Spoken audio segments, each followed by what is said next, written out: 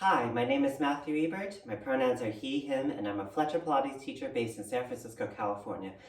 And with this video today, we're going to be going over standing and centering. So we have 3 structural points in the body and we want to stack all 3 right on top of another. But before we do that, let's just see where our body lives and our skeleton likes to hang out. So I'm going to encourage you to move with me. Make sure that you have somewhere spacious around you and you're not going to hit any furniture. So from here, we're going to march in place and wildly swing the arms about. Without any thought or care in the world. You can do this with the eyes open. You can do it with the eyes closed. I'm going to close my eyes and just hum a little tune to yourself. Whatever comes to mind. And then stopping the body in 4, 3, 2, and 1. Settle the body down. Open the eyes if you have them closed. So we're going to take a little scan of the body. We're going to work from the feet all the way up. Excuse me. And then the last time I did this, I completely faced a new front, so I guess I've improved. So looking down at our feet, I have a little bit of rotation in both feet. One foot is a little bit more rotated than the other. My heels are in the same alignment, so that's great. That's an improvement. And you can kind of see in the video with my leg shape, I have a valgus or a bow leg. So from my knees, they go outwards to the sides of the room. If they go inwards, they're knock-kneed or vargus. Don't quote me, I'm not a scientist. And then you can see as well with my leg shape, I have a slight hyperextension or sway back in my knees. Kind of the same thing with my arms and my elbows as well, if you see me demonstrating, right? I have a little bit of a bend here. And then just moving up the body. Obviously, I'm facing a new front or diagonal for me. And then just looking at the hips from right to left. They're pretty even. I don't have one hip that's rotated more so than the other. So again, that's a good improvement for me. I'm not sinking down into one hip. I don't have one hip higher than the other, so that's good. And then I'm just going to settle my body so I can feel where my upper body likes to live. My chest is pretty open today. It's not normally like this, I promise. Right, I like to be a little bit more forward. My chin likes to be down. Yep, that feels about right. That feels good. And I'm just hanging out for the holidays. All right, so we have 3 structural points of the body, the feet, the hips, and the shoulders, and we want to stack all 3 points on top of another so we have an even distribution of weight all the way up through the crown of the head over this center line, midline, plumb line, the axis. They all mean the same thing. So now we're going to look at the feet. We have 3 foot centers. Your first foot center is located at your big toe mound. And then we go across to the outside of the foot towards the 4th and 5th toes on that same mound, right? And that's going to be your second foot center. So this creates the ball of the foot. And depending on your foot shape, it's either going to be in line with that first toe center or at a slight diagonal. So when we press up to the ball of the foot, we want an even distribution of weight on the center of the ball. And then your third foot center is located at the center of the heel. So if we look at all 3 points, we want an even spread across all 3. And now let's just see where we're standing in this position. So I'm going to be profile. You can do this wherever you are. And let's shift the weight forward to the toes and back to the heels. And again, forward and back, a couple more. And you can feel that we can go forward a little bit more than we can go backwards. You may feel the toes grip the floor in one version, like forward versus backwards, more so than the other. And then just come back to center, look down at your toes. And then let's lift all 10 toes and lower down. And if you need a little bit of encouragement, just say to yourself from the pinky side up and down. Right, so you may feel the lift of the arch and the spread across the foot centers while we do this. Right, so we want to be standing on all 3 points. There it is. Hello. Lower the toes. One more like this. Ha. There's my foot centers. And then lower the toes down. Right, so we have 3 foot centers, technically 6, 1 for each side. Moving up the legs, we have what's often referred to as tracking. And specifically, I notice a lot of people focus on the knees, but you can really feel this detour of the leg from the hips, the knees, and the ankles. So we're going to be looking at the center of the hip, the knee, and the ankle to be in the same line. And we're working symmetrically from right to left, whether we're in parallel and in our fancy dancy turned out positions. So one thing that's a little bit more unique to Fletcher and Fletcher Pilates is if we have a little bit more rotation in our hips and it's a little bit wider than our strict pizza Pilates V, that's okay, right? We still want to be thinking about all these organizational points. So we'll save that for another time. And now we have what's often referred to as magnets, and our magnets are not, again, super glued and overtaking one another, right? But two parallel lines of energy, so to speak. So we're evenly working the legs. And now your first magnet is located right atop your ankle bone, your second right atop the kneecap, and the third all the way up at the tip of the top of your crotch. I hate that word, so effective, right? So those 3 points, the ankle, the knee, inner thigh. And then going up the body again, we have the hips or the pelvis. And you often hear square off the hips, right? But what does that really mean? How do we do it?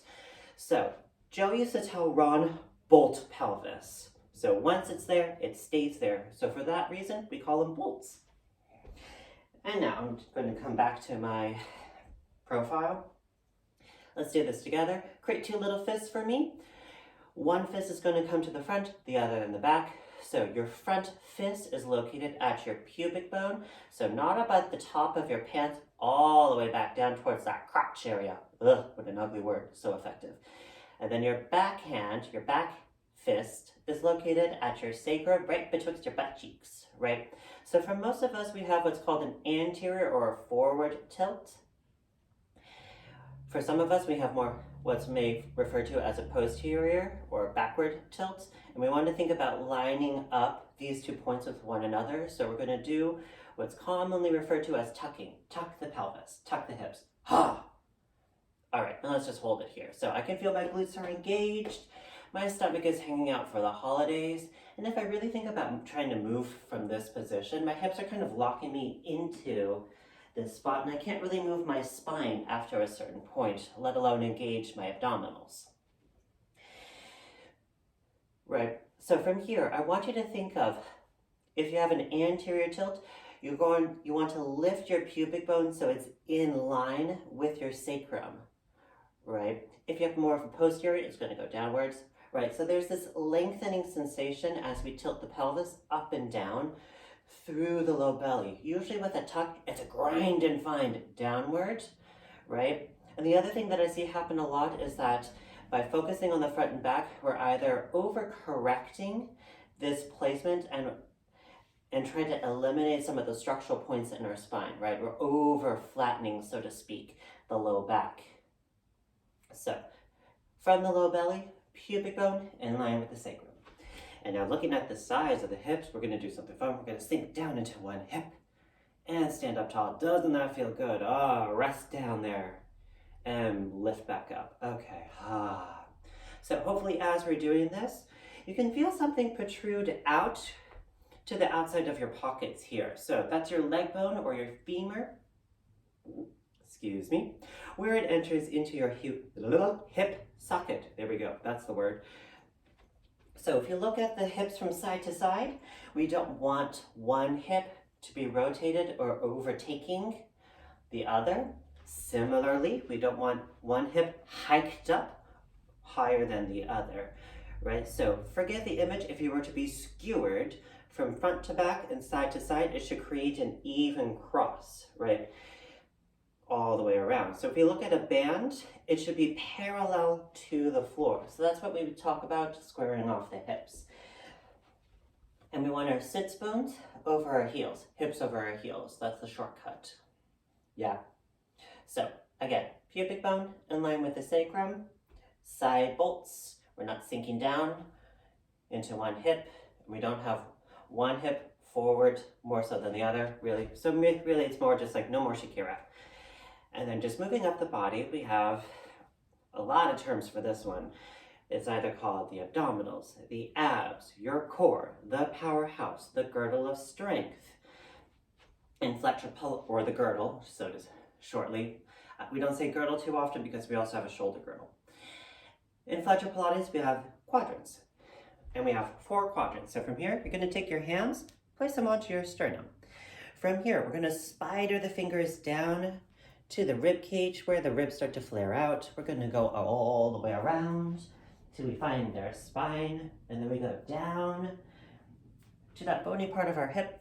We go up the hips, around, and all the way back down to the pubic bone. So our abdominals create a diamond in the front and a band across the back. So when we're looking at the abdominals, it's a 3D view all the way around. And again, we have 4 quadrants. So your first quadrant is located at the base of your sternum at your solar plexus. I believe that's what it's called. Again, I'm not a scientist. And then we're just going to go down. So your second quadrant is located right underneath. Your third at belly button-ish height. And your fourth at your pubic bone. So 1, 2, 3, 4. And again, we want to be thinking about the abdominals all the way around, evenly working the quadrants, front to back, side to side. And then going up the body again, we have the shoulder girdle. So these are a couple of things that kind of go in tandem with one another. So we're going to be looking at your scapula or your shoulder blades, your arm bone, the humerus, and the clavicle, the skinny bone in the front. So from here, couple things. Number 1, let's just feel where our shoulders like to hang out. Number 1, are your shoulders up towards your ears and your coat is a little high on the hanger and you don't have any neck? So we want the shoulders down so we have a nice long neck. So that's number 1, is if the shoulders like to drift upward or downward, you may be able to feel the shoulder blades rise on the rib cage and lower down. Right, so we want the scapula down the back towards the pockets, your back pockets if you had any. And then just looking at the chest here, a couple ways to think about it, right? You can kind of see with me. We want the shoulders to reach wide to the sides of the room with the humerus facing up towards the ceiling. This is going to help flatten the scapula along your back and open the chest. So you can kind of see with me here, because of my hyperextension, this is a little tight for me. So I like to live here. Oop, I'm gonna pull up. Now, here we go. So I like to live here. It's a little forward, a little closed. And now, I'm gonna open out to the sides of the room. Right, collarbones wide, back is wide, scapula flat along the back. Ah, there it is. Right. And then just moving up the body again, we have the head and neck placement. So a couple ways to look at it. Number 1, I like to look at it as your chin is going to be parallel to the floor. So when you scan the eyes across the room, your chin shouldn't draw down towards your chest and it shouldn't go back to strain the neck either, right? So you can either think about being pulled by the tops of both ears, and this will help lengthen the back of the neck, or through the top of the head like a puppet. And now we have an audible breath in Fletcher Pilates. I'm just going to encourage you to move. So if you hear a sound, that's me breathing. Try to ignore that. And then one last thing I'm going to leave you with is oppositional energy, right? So we want an even distribution of weight from all these parts of the body all the way up through the crown of the head, creating length and space, right? So always growing taller, longer. You get a couple more inches before we leave the room and we go back to our slouch position. Yeah, so let's reiterate. So we have 3 foot centers. Again, my hand is a foot. First foot center is located at the big toe mound. We go across to the 4th or 5th big toe mound. That creates the ball of the foot. And your 3rd foot center is located at the center of your heel. We have 3 magnets, the top of the ankle, top of the kneecap, all the way up at the top of the inner thighs. We have 4 bolts, your pubic bone, your sacrum, and then your side bolts where the hips, where your femur enters your hip socket. We have 4 quadrants, 1, 2, 3, 4. We want an open chest, shoulders down the back, scapula flat, chin level to the floor, eyes just glazing out on the, or sorry, no, I shouldn't say glazing, that makes it sound like a donut, right? We're dead. Eyes just looking out to our horizon, right? And think of growing taller, so press down through the feet, lift up through the head. So this is our standing position, and we want to be able to move while we're doing this and thinking about all of these points of our body. So let's just move around and we'll see how it goes. Okay, so from here, just make sure, again, there's no furniture, not gonna bump into anything, I'm not gonna get sued. Here we go. And let's lift the arms up and press tall, right? Think about creating length and space now.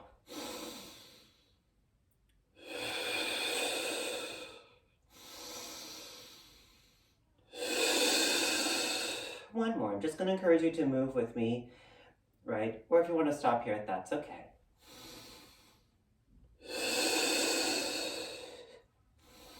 And hopefully I'm demonstrating this well and you can see my knees aren't detouring.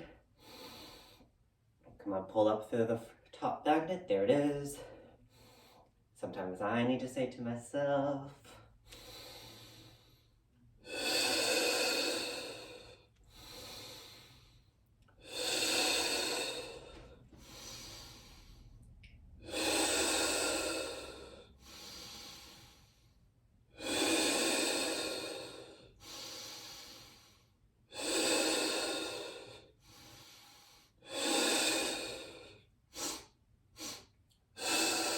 think of opening the chest as you reach. Last set. Flip the palms, place them onto your butt cheeks. All right, squeeze the shoulders together. And release. Hide the chicken wings. And release.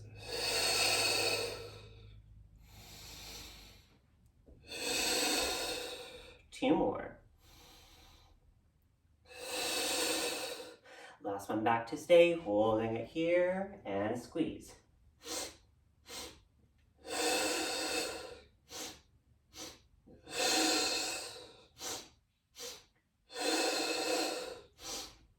And then holding the squeeze, and from here we're going to reach back.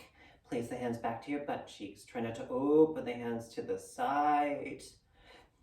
As we open and close. So shoulder blades together, chest open. This is an improvement for me. This was hard. Guess I'm getting good at this. And two more. One more. And lower the hands all the way down.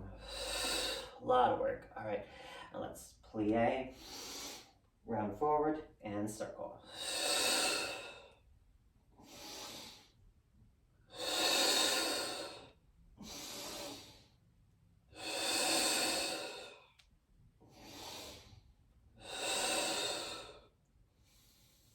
Just the head right now. Nodding up, all the way up, all the way down. And one more like this. And let's add the chest, lifting the chest up as you go back.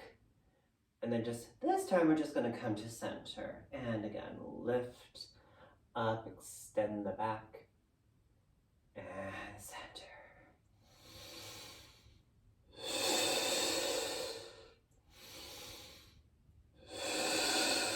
One more.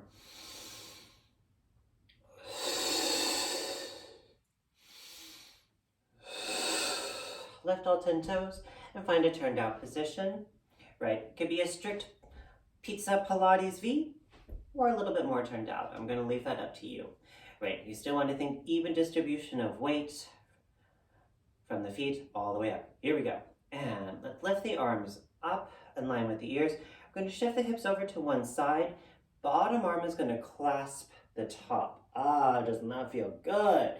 And let's lift the hips and shift back over. And again, up And shift, really feeling that stretch through the top side, maybe on the outside of the hip as well as you do this. 2 more. 1 more. Lifting up and switch sides. Switch the clasp. Really try to stretch the top side, work the underneath, and let's lift up and shift. Doesn't that feel great? 3 more. 3, 2, 1 more. Let's come up to center. Press the arms all the way down. And we're going to open out to that wide second, similar to our sumo squat at the gym. All right.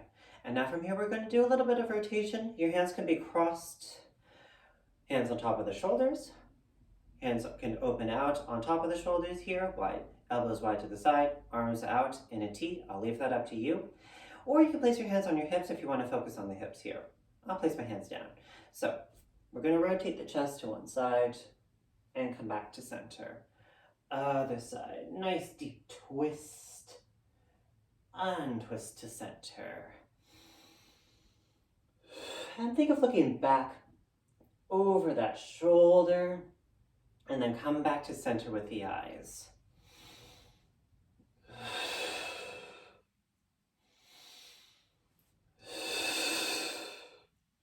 Hopefully I'm not touching my furniture. Okay, good. I'm trying to stay back here so that you can see my entire body. And I was worried that I may touch some of my furniture. I probably will. It's gonna happen. I can feel it in my bones. 1 more.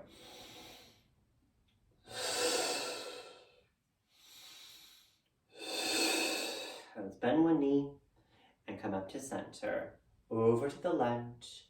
Press up tall.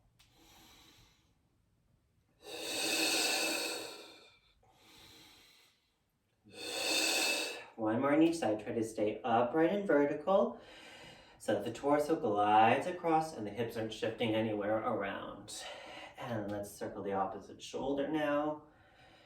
So opposite leg, opposite shoulder. To the lunge, all the way up.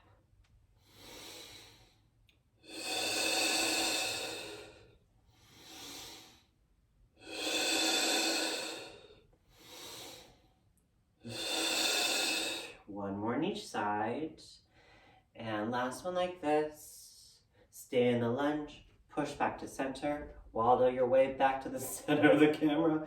Lift all 10 toes, and let's come back to parallel. And I'm going to leave you with some breath work. So let's lift the arms up. And again, press tall. Here we go. Up, lengthening up through the crown of the head, lifting up out of that waistline. 2 more. Try to keep all of your inches. Or gain an inch or 2. And press all the way down. And that's it. Thank you, everyone. I hope you enjoyed this segment and moving around with me. So our standing and centering, sorry, before we leave, I lied. One last tidbit. So with our standing and centering, right, we're looking at all the structural points of the body and how it organizes on top of the feet. And you can do this at the beginning of your workout, at the end of your workout, and we really just want to see kind of like a before and after, kind of like we did today, right? Where the skeleton was before, where it is after when we're leaving. So, and it could be anything. I just chose a random assortment, whatever felt good to me and my body today. And depending on the class and the teacher, they'll sneak in a few things. And that's all we have time for. Take good care, and I'll see you next time.